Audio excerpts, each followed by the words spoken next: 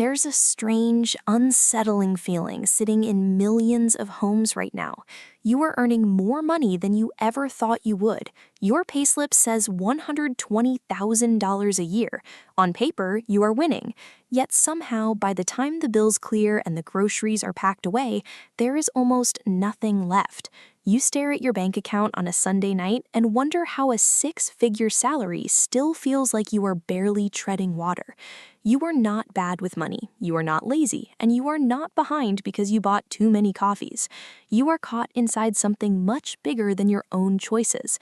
It's called the middle class trap, and it explains exactly why a strong income does not stretch the way it used to. Wages have been growing, but inflation has been growing faster for years. Real wages, which represent what your money actually buys after price rises, have gone backwards. So while your boss might give you a small raise, your shopping trolley, your power bill, your insurance, and your mortgage have gone up by a lot more than that. A $120,000 salary today does not buy what that exact same amount bought even 5 years ago. Back then, that income was a serious upper-middle-class wage. You could comfortably rent in a good suburb, save a deposit, take an overseas holiday, and still have money left over. Now, the exact same number on your payslip barely covers a modest housing payment, a single car, and a family grocery bill. The dollar figure stayed the same, but the life it buys shrank dramatically. The biggest weight on everyone's shoulders is housing. Median home prices have skyrocketed, locking average earners out of the market entirely. To buy a standard home comfortably as a single person now requires an income far above what the middle class makes. Even renting without severe financial stress requires a household income that is becoming increasingly out of reach.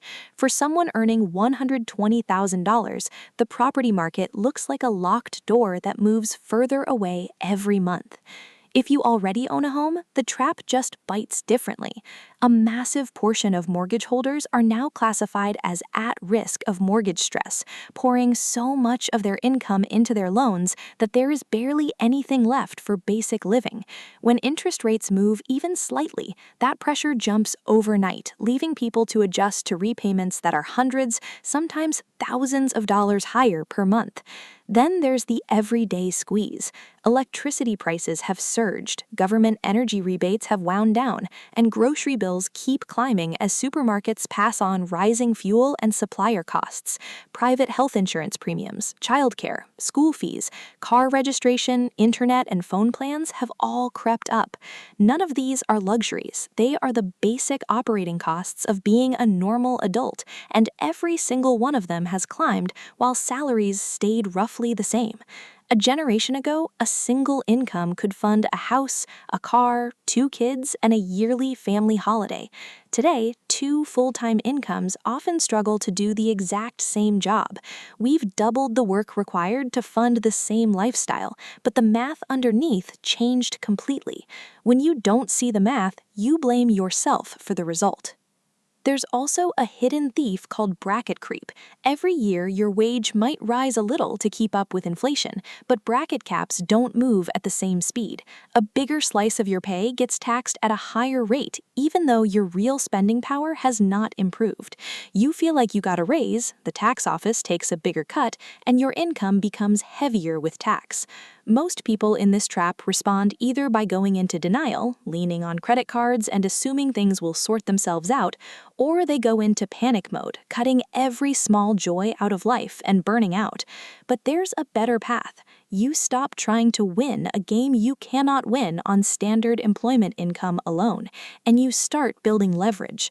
First, protect every dollar you earn by understanding exactly where it goes, plugging the small leaks and lazy habits providers count on. Second, build income that does not depend entirely on showing up to a job, whether through consistent long-term investing or a small side income.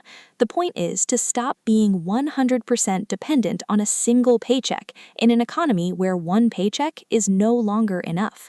The people who escape this trap are not the ones who earn the most, but the ones who realized early that the rules of the game changed and start building a way out.